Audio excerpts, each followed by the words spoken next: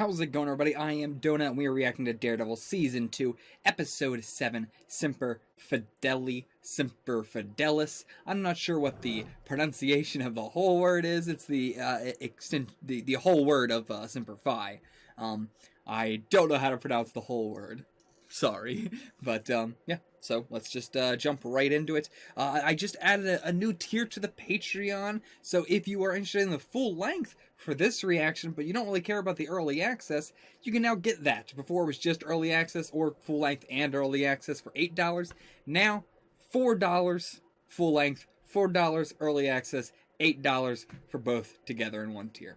So, yeah, if you're interested in just the full length, you can check that out. It's a new thing we got doing now. Go check it out.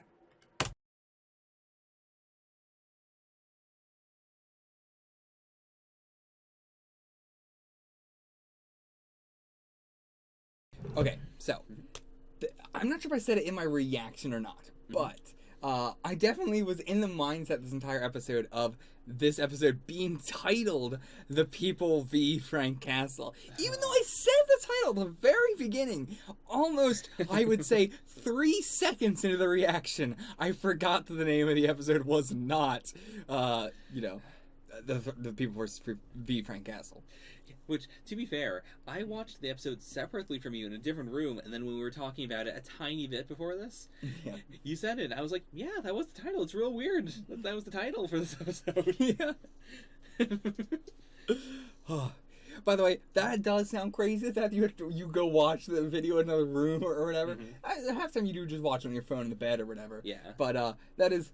We don't do reactions together for this because you normally work a full-time job. Yeah. This is very, different circumstances because of coronavirus. And also just, since you've read the comics, I don't want my reaction... I don't want your reaction to give something off to me. Yeah. So that's why, we're only here for the discussion. But, yeah, I don't think I've ever taught... This is my fiance, by the way. I don't think I've mentioned who the hell you are, why you're here doing discussions with me at all for any of the Daredevil reactions. At all. Oh, yeah. I keep on forgetting that not everyone watches every single thing you do. Yeah. But yeah, so if you're unaware, that's what the hell's been happening for the past 7 episodes. 7 episodes. But yeah, so I definitely had very strong expectations going into this episode, wrong expectations going in, but at the same time, they did set it up last episode as next week is The People v. Frank Castle. Yeah.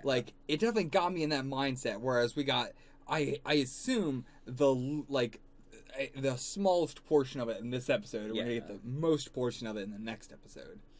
I hope so. I hope this is not the biggest portion of it. Same. The big debate this episode, right, is... I mean, we're already getting into it, especially with the very, very beginning with all the people talking, the cold open. Is the Punisher a hero? Is he a criminal / villain? Is he, the debate of killing bad people versus never killing anyone, the debate of preemptive versus reactionary, vengeance versus justice, the idea of the Punisher versus the reality of the Punisher, the idea of Daredevil versus the reality of Daredevil, tying with Elektra as well this season. Yeah. Elektra is a good, perfect B plot to the Castle A plot. Yeah, both the exact same thing happening, just in different ways. But, yeah, there's a lot to talk about here. What side do you take? I actually have no idea what side you're on this. I personally stand on the side of Punisher he's a criminal. I wouldn't go as far to say he's a villain because of his motivation, but I also do think, the line between hero and villain can be different based on just pure motivation, even if they do the exact same thing. Yeah. So I'd say he thinks he's a hero. He's doing it for, he's an anti-hero for sure, but I think... I would definitely put him more on the criminal side than Daredevil, where Daredevil is a criminal, he's a vigilante, but he's doing things where I would personally be willing to, give it a pass. Okay, so I guess I want to put it more, do you think he is good, or do you think having the Punisher be out of jail, on the streets, good, bad? Bad. Okay. I would say good. Okay.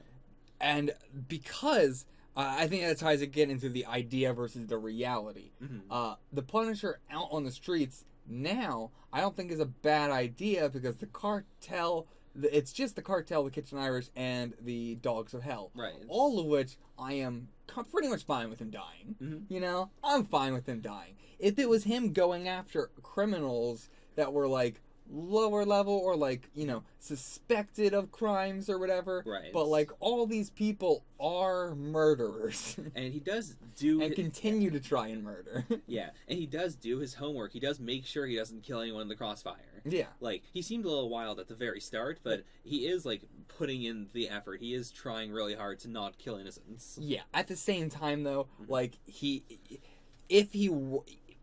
aside from, I mean, like I would not. The reason why I said it's good is because I assume that he would either just be killing those guys and they're just going to continue to pop up. He's just going to continue to kill them. It's just a cycle of just continuing to kill the same people over and over, essentially. Okay. Or eventually those gangs would be gone and then he would just be a dude.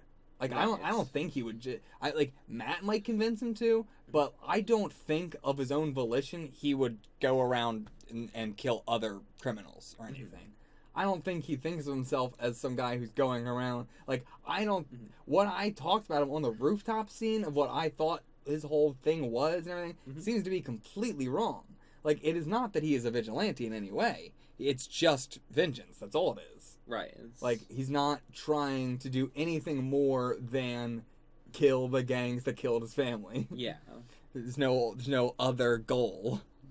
But yeah, so. That is why I say good, you know? Okay. The people don't know the Punisher. Right. But knowing the character, I would say good to have him out in the streets. But that's the thing. It's also like, you know, can I say that? Because then you have the public perception of, like, he is a terrorist. That is, you know, if he is out in public, that is me just saying I would be fine with people being terrified of this man. Right. But yeah, there's also the whole thing that Karen was talking about, which she was like, oh yeah, I wish the Punisher just went out there and just killed anybody who might be a criminal, you know, because like what she was saying she wanted the Punisher to do was not what the Punisher does at all. No. Being preemptive. Right. He is very reactionary, like Matt has been this season.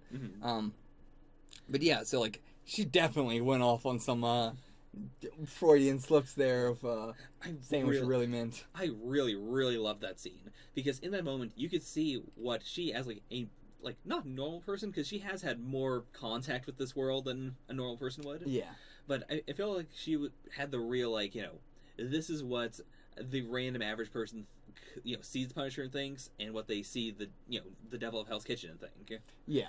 Like, her perception of both of them was wrong, but it makes total sense why, just from public information, she would think both of them were like that. Oh yeah, I mean we've been having talk like throughout the whole MCU, there has been a big debate about preemptive versus reactionary. Yeah. I would say that the vast majority of people are on the side of preemptive. They don't care if it's an innocent person that gets killed.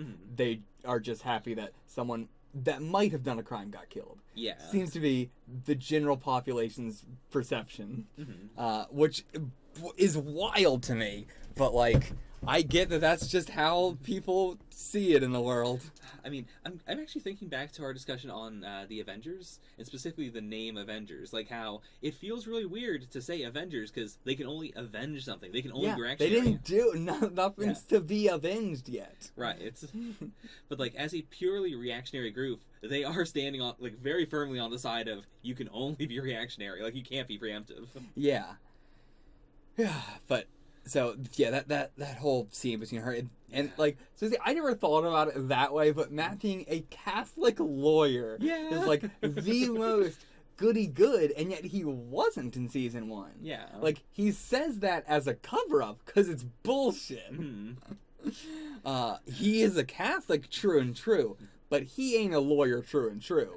A lawyer is his job. A lawyer is not his personality. Right. It's not his. It's not like, you know, oh, I mean, he's a vigilante. You know, he is fine with skirting the law when he thinks it's exceptional.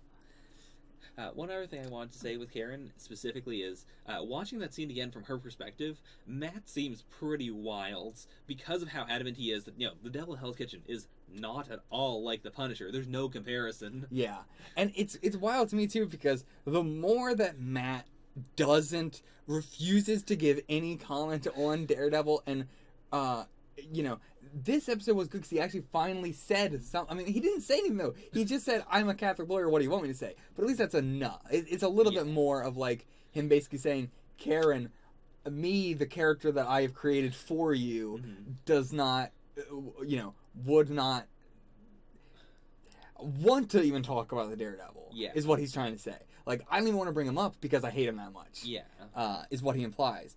But... he would make it a lot easier on himself if he just pretended to be like, yeah, I think the Daredevil might be okay. It's not like people are like, what? You think the Daredevil might be okay? Are you the Daredevil? No one's going to think that. So, like, he's fine. But, I mean, at the same time, and now Karen, I don't think she's thinking that he's the Daredevil or anything, but she is getting way too suspicious to where, again, she's going to try and get involved and figure out what the hell is going on with Matt, I feel like. Yeah. And it's going to be a real bad problem because it's going to be involved with Electro in some way. But yeah, the whole idea of also vengeance versus justice, and Matt talking about that, like, vengeance is not justice, right? Which it isn't. The Punisher's not bringing these people to justice for anything. He is just getting vengeance. Yeah. But I'm fine with that. Okay. I'm honestly more fine with vengeance than I am with justice. Really? Yeah, because I think justice is very easy to get, mixed with, or the system can really work its way around things. There's so much with, like, what is justice, really? It's very easy to change the definition of justice. Whereas vengeance... is a very clear... I mean, it really depends on whether you agree with the severity or not, but, like, vengeance is a action-reaction. Right. Whereas justice does not have to be. Yeah. You cannot have vengeance if someone has not done you wrong. Right. It's not vengeance, then.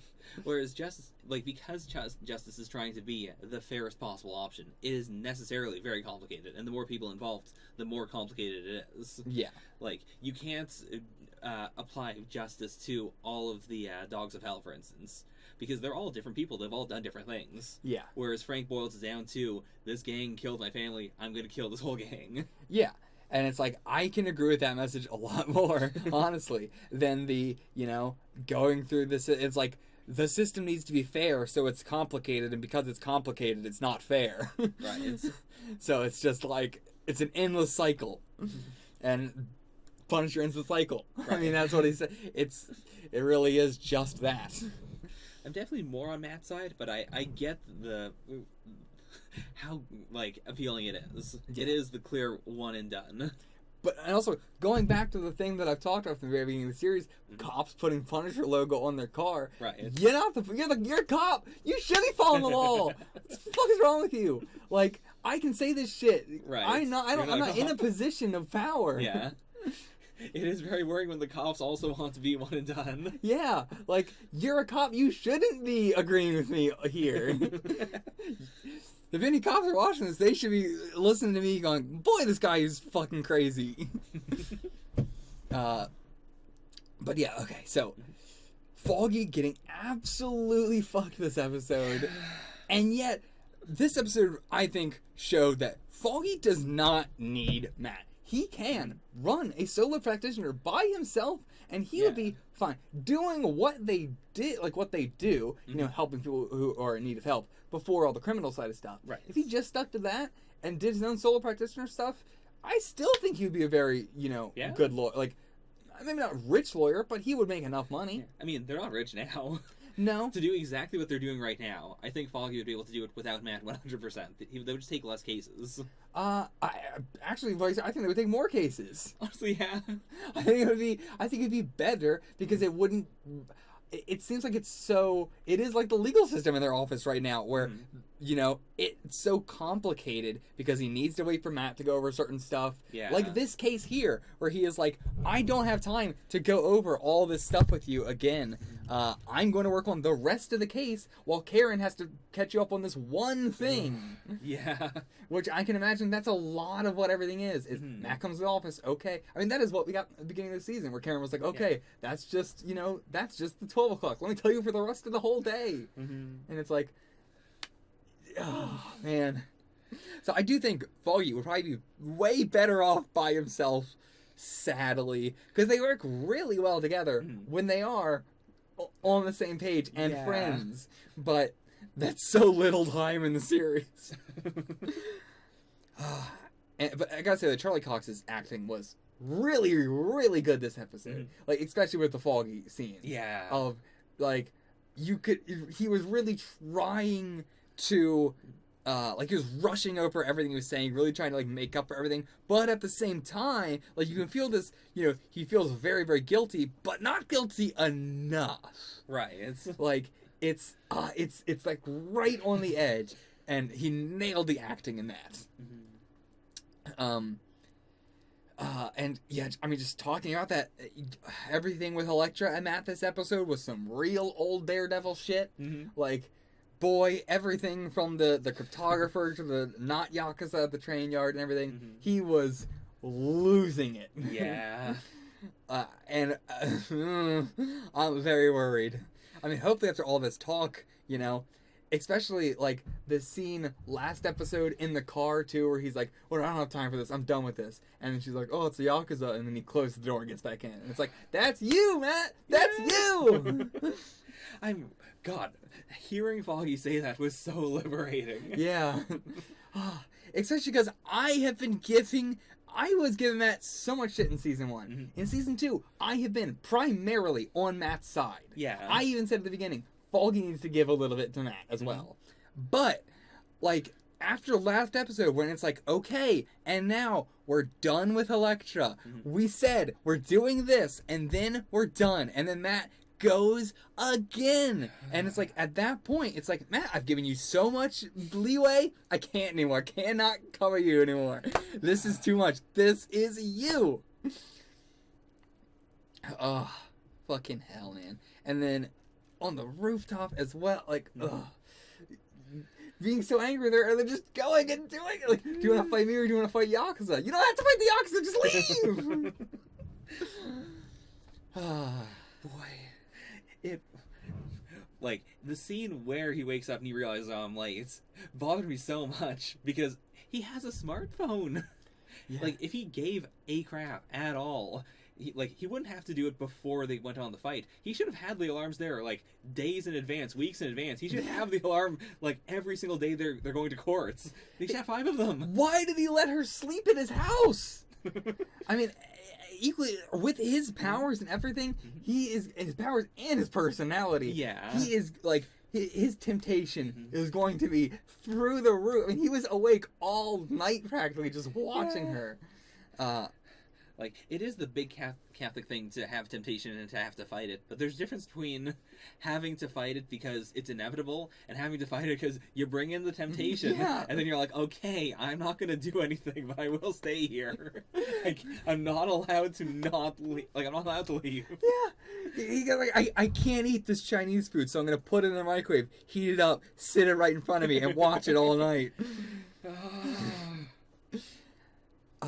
That said, some stuff about Elektra this episode, I liked the scars talk. That was really fun. I really liked that. It was like, it's annoying because of the context, but it is like really interesting to see. The whole Midland Circle thing coming back from season 1 already. Again, I was really not expecting these Yakuza stuff to be happening so quickly, but so we're just digging some huge hole all the way to the bottom. Great way to end the episode. I didn't get to comment on it. It was a great way to end the episode. Didn't get a comment on it because I still feel a little bit gypped this episode of not getting Frank and the people, just because they set it up at the end of last episode going into this one. Yeah, I think anyone would say that. Yeah, you have a right to be like, oh man. Yeah, I think I would have enjoyed this episode even more. Like, I enjoyed this episode plenty, but I would have enjoyed it even more if I wasn't in this mindset of thinking that, like, being in this mindset throughout the whole episode of, yeah, but I want to get back to the trial. Yeah, come on, let's get back to the trial. Like, if I was, in this mindset of, like, the trial is starting today, but it's not, like, the main shit is not going down this episode, I think I could have enjoyed this episode even more than I did. Which, I did enjoy this episode. Not implying that I didn't. But in the courtroom with the doctor, like, it's unfortunate the result, but really cool twist that we were like, this whole thing was like all hinging on this one aspect, and we get to it, and he's so different than we expected. Yeah. I really dug that, and yeah, the one thing Matt was here for, and he's like, really, again, Charlie Cox's acting was amazing, but like, I'm laughing at it, but it's funny because it's very realistic in, and very human, where the guy starts like, I have to, confess something, and Matt's like, oh no, hold on before you do, I can't look bad. shit. But yeah, I what else do I have to say about this episode? I don't have anything else in my notes, but like, I feel like there's plenty about this episode that I haven't said yet. I mean, we covered so much of this episode was just thematically about the idea of, right, they don't know you. They think they know you, but they don't know you. Talking about the public and, all that. You can bring it to, like, the celebrity level or whatever. Like, they are basically celebrities. Yeah. Yeah, it is on some level, like, the overarching theme of Daredevil, I'd say, is the general, they don't know you. Yeah, more so than, like Jessica Jones' whole, like, big theme is consent. Yeah. Whereas, it's not like a thing going on here at all. It's definitely, it's way more of the, they don't know you at all. Yeah. Public versus the real. Mm-hmm. But yeah, I guess that's it for this episode. Okay.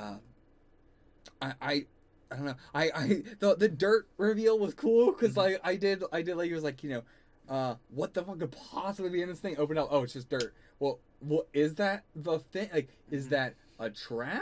Was that or not a trap? But like, was that a decoy? And like throughout the whole fight, I'm like, I'm going like, was that a decoy or was that them moving stuff and digging something and blah blah blah? And yeah, I love like how letting you slow, like they reveal the dirt, but then they don't like even talk about that. The two characters talk about whether it even was a decoy at all or anything. Right. As the fight goes on, to let you really like stew with it for a bit and come up with your own stuff. I like that. I appreciate it whenever a series does that.